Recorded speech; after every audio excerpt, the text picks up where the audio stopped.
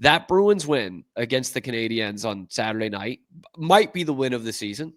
I mean, you're the only team that beat Colorado in regulation, so that's a pretty good feather in your cap. But that game, Saturday night, had everything.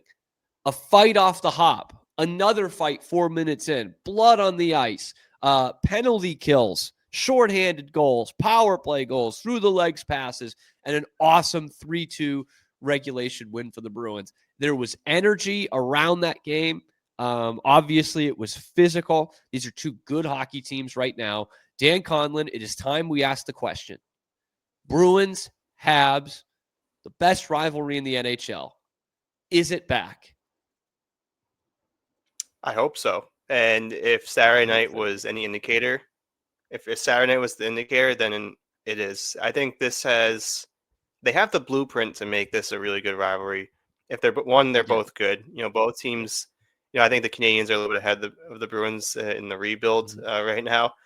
They've been rebuilding for 10 years now, so they've had more time than us. That's why this rivalry took a backseat. Yeah, the 10-year rebuild is I think almost there for the Canadiens, but Slavkovsky, Xhekaj,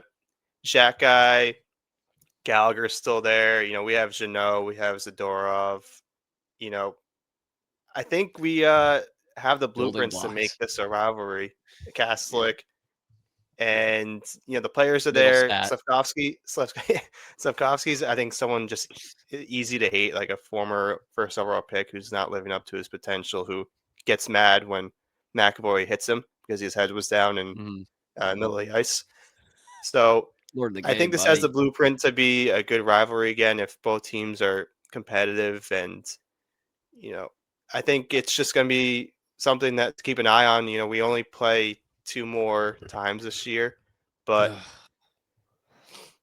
based on Saturday night, I think this will be hopefully the start of a new era, because if you talk about like what's your favorite, Habs memory, Bruins Habs memory, you can't really think of anything after 2015. It's not recent. Yeah. It's been 10 years. So I was happy. I was happy Saturday.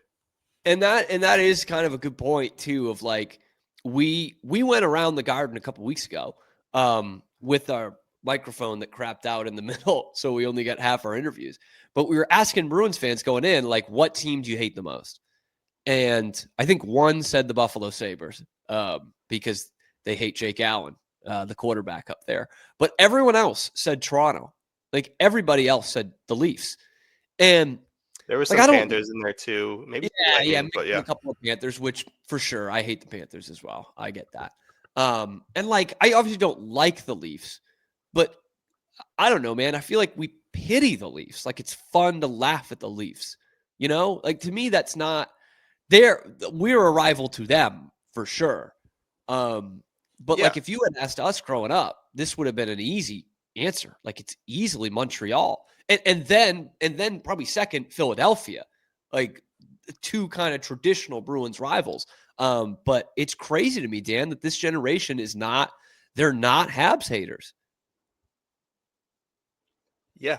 And like you said, we've got more people saying the Sabres are our biggest rival than the Canadiens. Like that's how bad the rivalry has been the past 10 years. And the Maple Leafs, it's not a rivalry really. Like after 15 years of beating them all the time, like it's just kind of funny.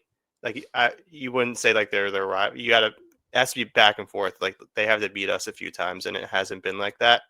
So I think we're getting tired of beating the Maple Leafs, and we're just looking for someone to be rivals with again. And the Panthers, that's a good choice, but they've kind of had our number. So yeah. I really hope this is the beginning of a new era for the Canadiens-Bruins rivalry.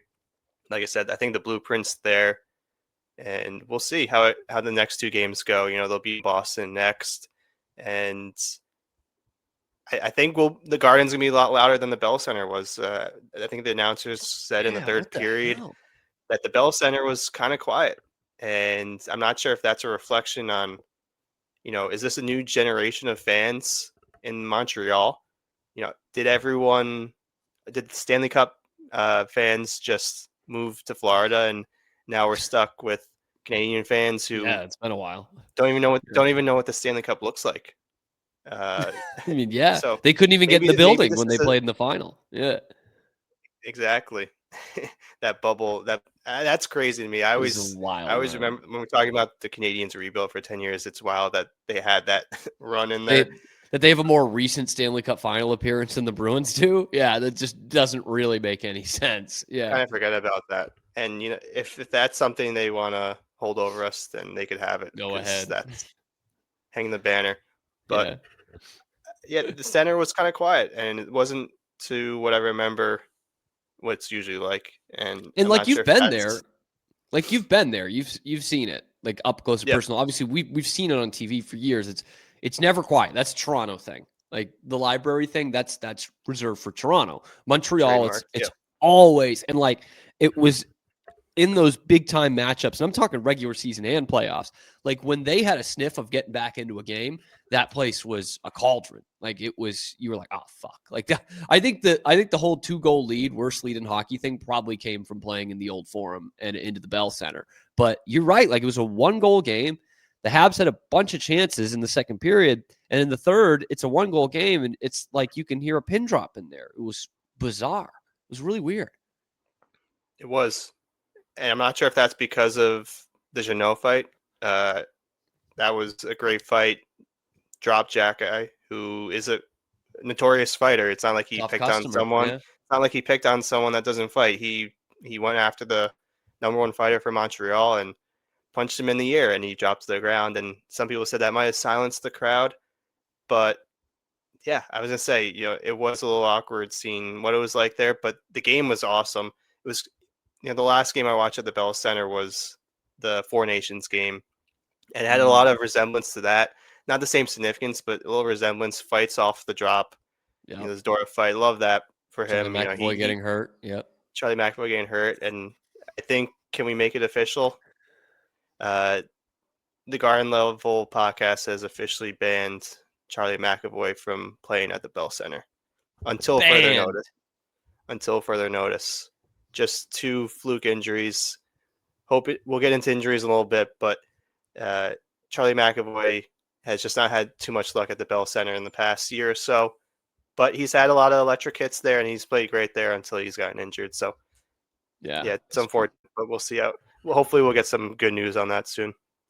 Another thing on the Bruins Habs thing, kind of coming back, like it can't be exactly this way anymore because of how the NHL is. But like for decades, what was so great about that rivalry in the 1900s was like the clashing of style. The Forum had the biggest ice surface in the league. The Boston Garden had the smallest. And so the Bruins were always rough and tumble, like not the best skaters, but real physical, played in a bandbox kind of team. And Montreal was the superior skaters. They were great in space, and that's why they always beat him up in Montreal. Like that's kind of here again without the size of the ice surfaces. Like that's what these teams are. Like Montreal is young and fast and really skilled. And the Bruins are as rough and tumble really as you can be in the league right now. You got to have mostly skill. Like obviously Pasternak is going to score 100 points again. But you've got those guys like Janot and Zadorov, Middlestat, Kastelik. You've got those guys who can get down in the corner. They're willing to go with it. I mean, Janot and Zadorov will go with anybody. This is not Trent Frederick here. Like they'll go anybody and have a day. So like that clash of style is back, and like I miss that, man. Again, it used to be kind of an annual thing when we were growing up. These two teams would play in the playoffs like every year, every 2 years, something like that. So like there's a lot of memories there. In fact, while we're here, while we're down memory lane, what is your favorite Bruins Canadiens rivalry moment? They like you said, they played each other so much when we were growing up. It felt like they were playing each other in the playoffs every other year. How many times did we used to, before the schedule change, were we playing them 6, 8 I times think a it was year? 6. Yeah, at least 6. Which 6, is 3 and 3. perfect. That makes Yeah. sense. So it was just such a great rivalry where you're playing them, once a month basically, and then you're playing each other in the playoffs. In the playoffs back then, remember, it was a different playoff format. It was 1 through 8, which is a Mm-hmm. lot better, and that's for another day. But they always found a way to play each other, and it was a part of the Stanley Cup run. I think when people ask for your favorite memories, I think Horton's OT winner, Carey Price just sitting down on his ass, just like what the hell happened in overtime. That's probably a popular one. Milan Lucic threatening to kill Dale Weiss in the handshake line. That was a It great was one. good. It's always good. Yep. But the one that comes first to mind for me would be Lucic versus Komisarek. That was a great little rivalry, and when they had a few fights, but I think you all know which one I'm talking about. When they were fighting off in center ice by the blue line at TD Garden, just Komisarek was getting lit up by Lucic. He drops him. Jack Edwards on the call. It was Jack Edwards. And Sounded like a Lucic boxing. taunts the Montreal bench. They have beaten them, Exactly. and tonight they have beaten them up. Oh God, that was so good, man. That was like peak rivalry for me. Seeing that would be my favorite So memory good. that comes to mind. And you're right. There's so many. Like I don't want to pick the Horton thing. That's got to be right up there. There was that other game in 2011, the 8-6. Remember that with the goalie fight, Timmy and Carey Price, and there was too many guys in the penalty box. Like they half of them had to stand up. Unbelievable picture. I'm gonna go with kind of a seldom remembered one because they didn't make a run this year. But how about 2009? Remember the Bruins were, I think, with the number 1 seed in the East that year, and it was kind of out of nowhere. They had lost to Montreal in 7 games the year before. They had that great Game 6, Marco Sturm game-winning goal, the coach. But in 2009, it was Montreal's centennial season, and they had all those jerseys and the 100th anniversary thing everywhere, and the Bruins swept them 4 straight, and they completed it in Montreal. And I think it was like Jack Edwards' wet dream. Like they blew them out. I think it was 4-1 after Montreal scored 40 seconds into the game. Kessel had 2 in that game, a couple of, and Krejci had 1 or 2. And I remember him saying at the end, "Last one out, turn out the lights, take off the 100 seasons logo, your history." And I'm like, yeah, fuck yeah. Talk about a dude who knew the moment. Jack Edwards always knew the moment. For those games, especially. Remember, he had the rant after, I think, 2011, the perceived royalty, whatever the fuck it was. That man just lived to beat Montreal. He hated that team. I needed Jack Edwards on that call this Saturday night more than I needed air to breathe. Like that game was tailor-made for Jack Edwards. It was honestly kind of a shame that Judd Surratt was on the Nested play-by-play for that game in particular. I mean, the Zadorov fight right off the hop. Like, could you imagine Jack Edwards on that? Like, or we didn't even talk about it. So the Bruins, they killed 2 5-on-3 penalties in that game, and the second one, Hampus Lindholm gets an interference penalty right after. I don't remember who it was. It's 76, PK Subban's number.